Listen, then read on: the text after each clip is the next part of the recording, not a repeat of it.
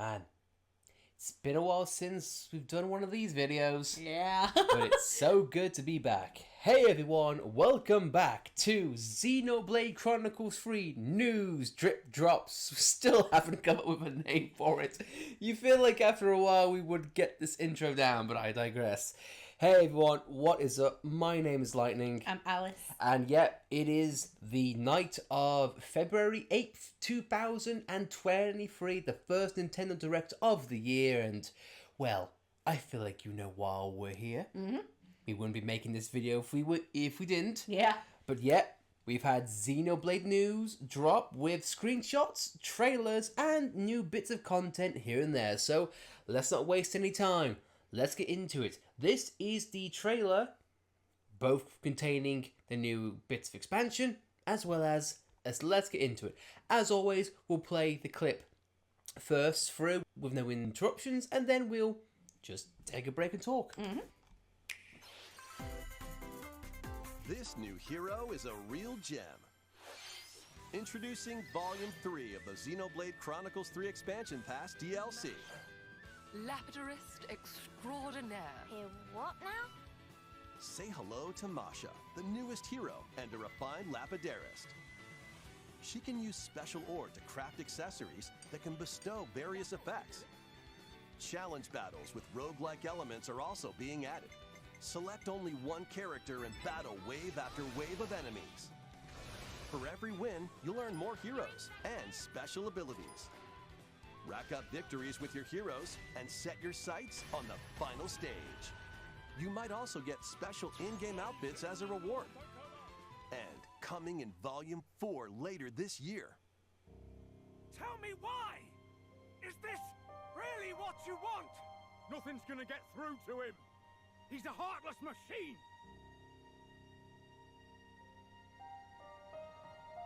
Like killing Granddad wasn't enough for you? Volume 3 of the Xenoblade Chronicles 3 Expansion Pass launches on Nintendo Switch February 16th.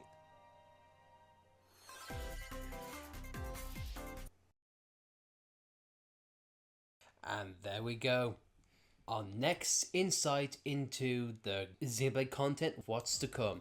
So, let's do it. Let's break down everything that we see first off. And first off, we get a new hero, Masha.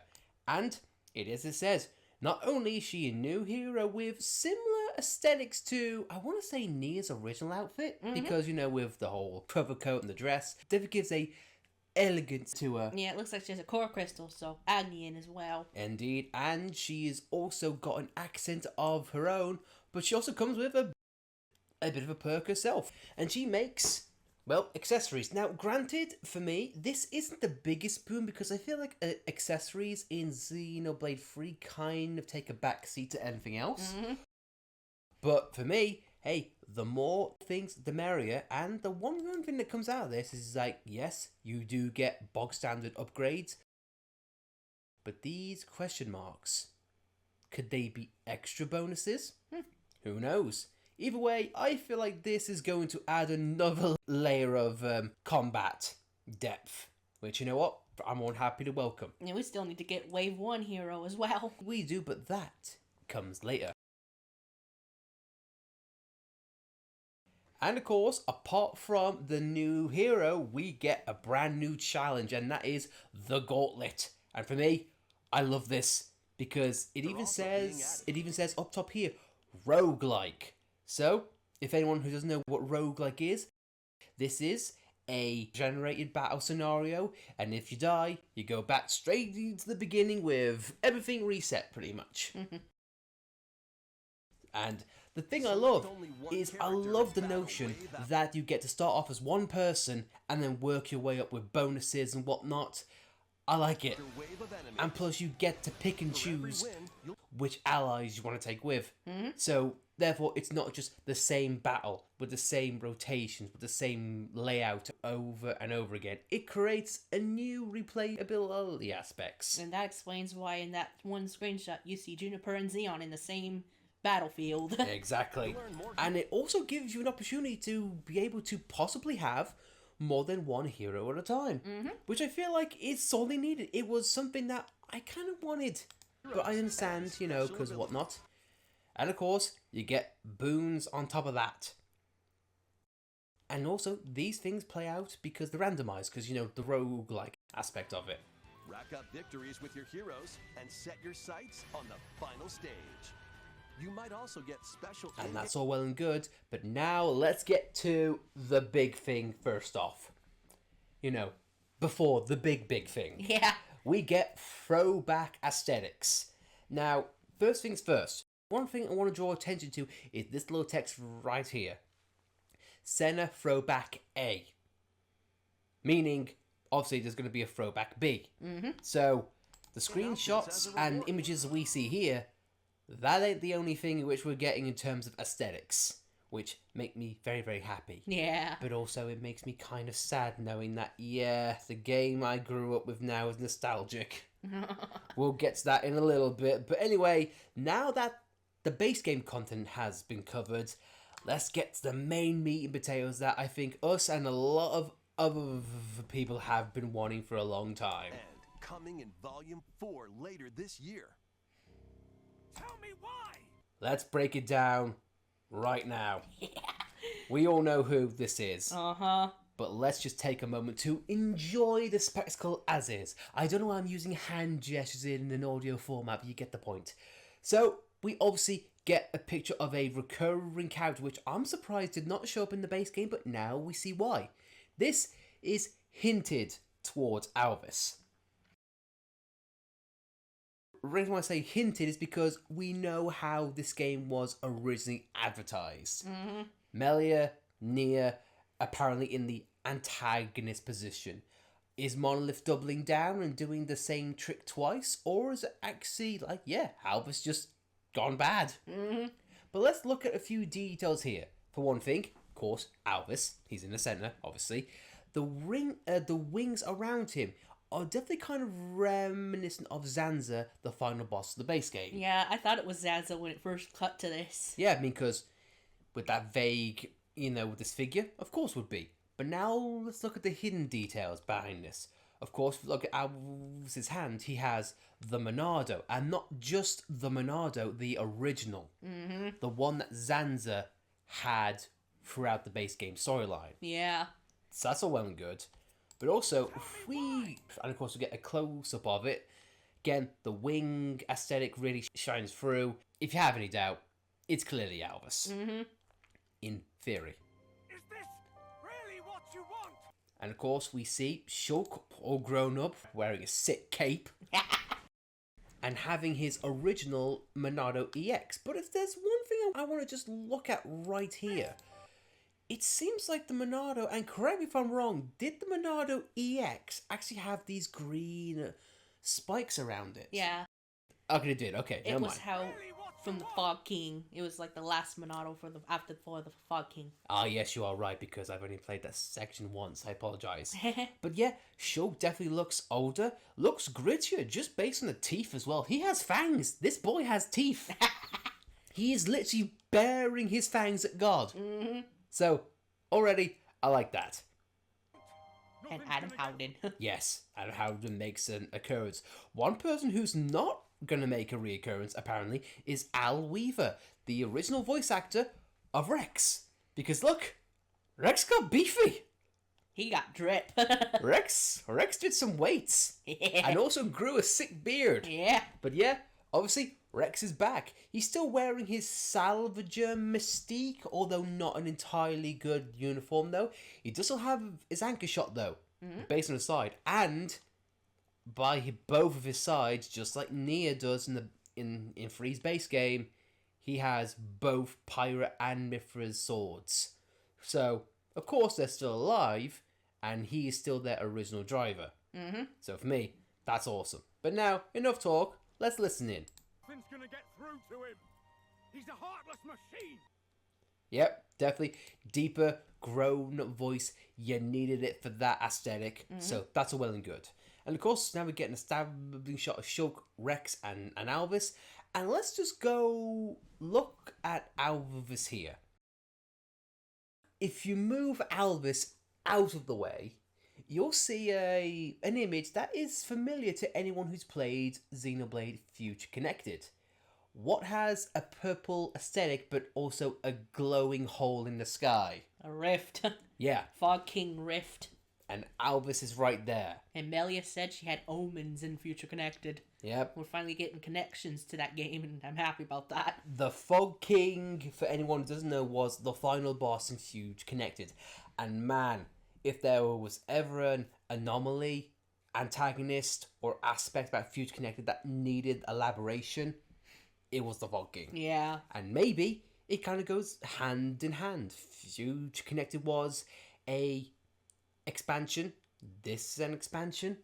Maybe they connect somehow. Yeah, this will hopefully finally bridge the gap between Future Connected and 3's story. Speaking of bridging, He's a heartless machine. we see here now, and this is something that you brought up in a previous conversation. What's this called, Crystal? It's red. Mm-hmm. With a little light in the middle. Mm-hmm. What do most of the consoles wear? Red. They wear red. And you point out there is no such thing as a console A. Mm-hmm. Albus, need I say more?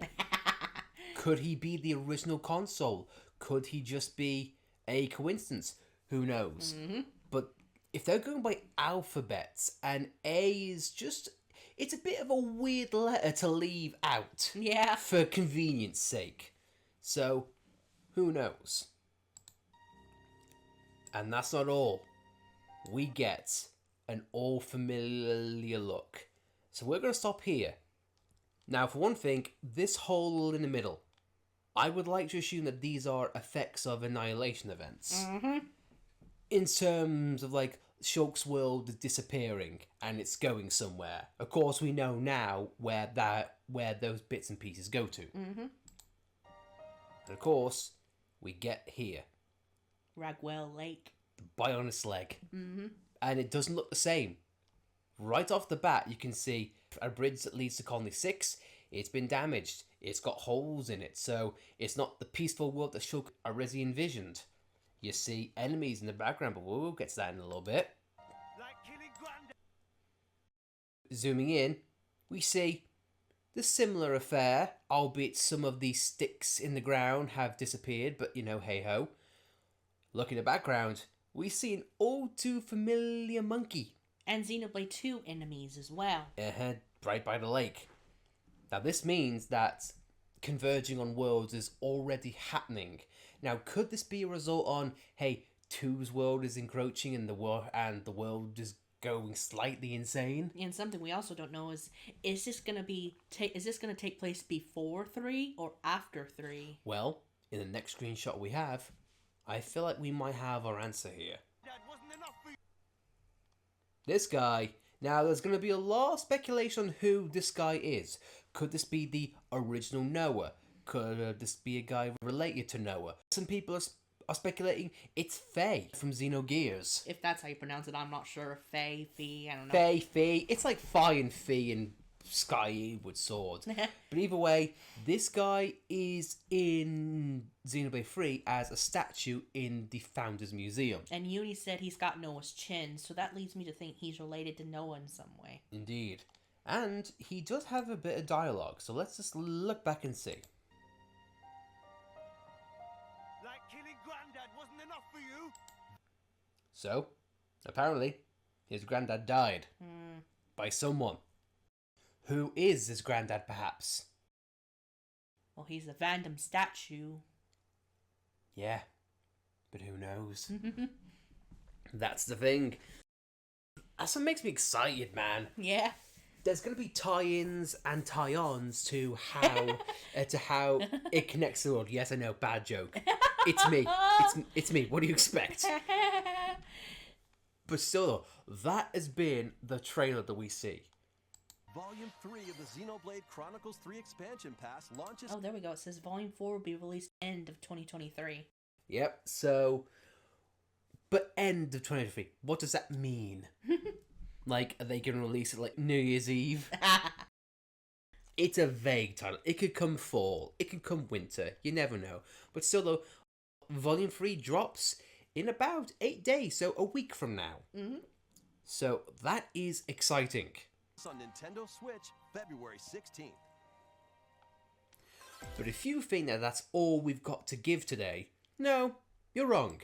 Because as courtesy on this channel, we have done some social media digging.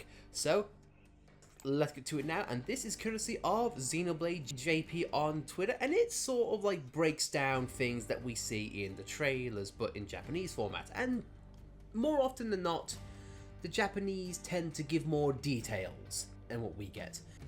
So let's get to it here. And Masha can do accessory crafting too. You can create accessories with random special effects from the special ore unknown matter. Aiming to make your own special accessories, you can collect more and more ores. So it is what it says here. You can make random special effects. And by special ore, do they mean like a new thing exclusive to this, or do they mean origin? I'm going to assume it's going to be a new material, because I think it was actually in. I think if I remember right, it was actually here. Yeah, sure. Enigmatter. Enigmatter. Yeah, Enigmatter. It doesn't matter. It's Enigmatter. So that's going to be the new material in which we're going to get here. So that creates a new spin on combat. So hey, I'm looking forward to that. Next one is more about the hero herself. Masha is a jewel meister with an elegant atmosphere. It seems that she met no one others in the city, but maybe she is a resident of the city? Who knows? Either way, she looks lovely, looks elegant. Her hair is a little bit on the silly side, but I digress. It does not look fun to draw. You Well, will not see me drawing her, at least right now. boo! Says one fan. But I will say though, I like it, and also I do like the black rose she has going on. Yeah, it definitely looks a lot like Nia, like you said. Yeah, she's got the overcoat vibe. But what if this is what Nia wanted to be? If I wanted to be a queen, I should look like this. So, there's that. Next one is just the character art in which you see in the direct, and is the new hero Masha. CV, the voice actor, the Japanese voice actor, is an attack type healer that heals surrounding allies when critical. The character designer is illustrator Mai Yoneyama. Oh, so Saito did not draw her then. That's interesting to know. Yeah. Could this be another case of Xenoblade? And look, this is off topic, but Twitter knows. Twitter knows. But anyway, so yeah, this could be another aspect of Xenoblade 2 in which they give other artists a time to shine when designing new heroes. And also, it is unique to see she is an attacker, but also a healer. So, okay, so she is a healer. So yeah, she is a pretty lady with fine assets. Yep, I can see art of her coming up. I can see art. Not gonna specify what kind of art, but it's not gonna be from me. it's just a pause you gave. I can see art. Oh, I love it. And anyway, if you want to see what the classes look like on different characters, well, here we are. We get Noah, who looks very fabulous, darling. Oh, so fabulous. It reminds me of Lorenz. Yes. Lorenz, and she's also got the Lulu vibe going on from Final Fantasy X. Yeah. And if you want to see, I mean, this is like Mio being casual, pretty much for me. You know, with Cora, Crystal, and Cleo view. Yeah. We haven't seen what the other 4 characters look like in this one, but I can imagine just Senna just looking cool. Lance wearing it. Oh god. I'm big and fluffy eyes. Well, anyway, that is aspects with the hero done. Let's look at the proper aesthetics. Here, we get a look at the logo, and now we know why the expansion pass had this logo. So, fantastic. Of course, get another look at Shulk, another look at Rex, and a new screenshot on this mysterious character who is yet to have a name. Is it Faye? Is it Noah 1.1.0? Who knows? Either way, looking forward to it, but he is holding what looks to be the Lucky 7 gauntlet. So it must be Noah or Noah's son. Or, you never know, it could be gifted to Noah later on. Who bloody knows at that point? Either way, it's going to be fun. And of course, we get another shot. And I just got this just for the sake of just the comparisons. Ha! I like to salvage. I like to lift weights. And I have 3 wives. Look, Rex grew in a lot of ways, okay? Good ways, I can't say yet, but still. And of course, we get the Japanese figure forge. I was able to confirm a little bit of the video of the 4th expansion pass. There were also figures of people that I have seen before. Please look forward to the follow-up report. So this is from the official Xenoblade GP. So follow-up report, I get the feeling that this ain't going to be the last time we get an inkling or a little bit of insight on this expansion pass. But you know what? I'm looking forward to. And of course, we get a proper close-up on what this character is. And I want to know about what spirit erupts from this character. I think that's his interlink. But here's the thing though. Who is he interlinking with who? Because that's the thing. Is it the original Mio? You never know. And based on how we mentioned about how the characters with the nostalgia... they're labeled as nostalgia. I feel old! Anyway, you can get the special costume Nostalgia by completing the roguelike challenge battle Denison's Great Demon that appears in the 3rd installment. Somehow, this costume I've seen before. Noah lands and uses Nostalgia looks like this. Of course, a better look at how Shulk looks, because now he can have the Monado as well as Shulk's sweet kicks. Same thing with... Honestly, this one is a bit weird to me. Uni with Melia from Huge Connectors look. I don't know if that's the future connected. It could actually, yeah, I see the little fluffs on the side. It looks kind of like future connected Melee mixed with something Fiora would wear. Yeah, it definitely does with the straps, you think? Maybe it's an updated outfit of Melee we haven't seen yet. Or here's the thing, do you feel like they couldn't pick a design like, ooh, do we do Melee or Fiora? Why not just do a little bit of both? Yeah. But again, though, we don't know. I would like to imagine Fiora's going to have a costume, but here's the thing, is it going to be her Holmes attire or her Machina? That's the question, really. And of course, lands with Mr. Rhine time. Every Rhine's a training day. Looking beefy. And one thing to note, these aren't just straight ripped from Xenoblade Definitive Edition. They actually have different quirks. Because, I don't know why, Shulk's vest looks to be a bit more detailed than what you see in the Definitive Edition. The sleeves look longer on Shulk's vest. Yeah, and plus with his shoes, you get the power frame circles as well. So, things have definitely been up-resed, been changed, adjusted. Well, that's one side. Just right below, there is Mia with, of course, Nia's blade form. Now here, for me, I'm a bit weird on this one, because, I don't know, I just feel like it having Nia's aesthetic is kind of a cheat. In some way. No, it's a bit weird. And it also added tights to cover up the thighs. Yeah, they've miffed her again. Yeah. Damn it! So yeah, looks cute, looks nice. And of course we get Senna with Bridget's attire. For me, this looks cute. Yeah. He just looks like Senna saying, I'm wearing mommy's dress. Yeah, pretty much. And of course she could wear the gown or whatnot because she would just trip over it and whatnot. So it looks good for what it is. And for me, I would love to see Senna in Morag's outfit. With the helmet included, that's just way too big for her. I'd love it. And of course, in the weirdest design choice in my eyes, we get Tyon with Jin's ascended form. That is really weird. It's like, I could have picked from any Xenoblade character I could. You know which one I'd pick? I'd go for the homicidal Ice Maniac. Could have gone for Jin's original design, but I guess that would have clashed too much with Izarugi. I guess I can see that. I suppose. But why this? He could have had Zeeks. He could have had Vandums. He could have had Malos or Akoses. Akoses would have been a great... Akos, yeah! He would have been a great deal for that. Yeah. But why Jin? With the glasses and everything. Why Jin?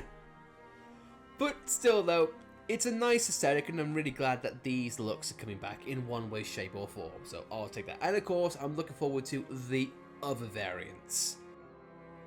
That is it for the things that I've dropped from the Nintendo Direct. And of course, you know what? And finally bit that we sometimes like to do on these videos. Baiten Kaitos 1 and 2. They got announced in the same Direct, and if anyone who doesn't know what Baiten Kaitos is, this is one of Monolith's previous work before Xenoblade. You know what? In fact, I think I want to say this is the work they did before Xenoblade.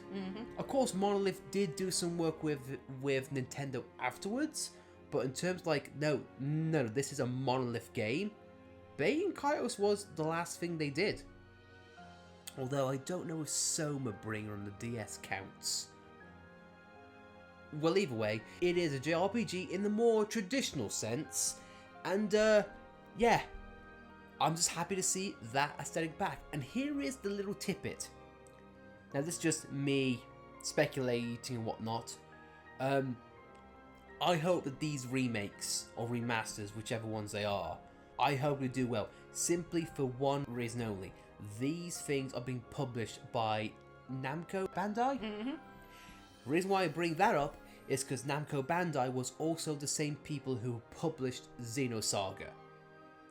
Now, in the past, Namco Bandai has said that Xenosaga, making HD ports, remakes, it'd be too costly and they wouldn't make money back.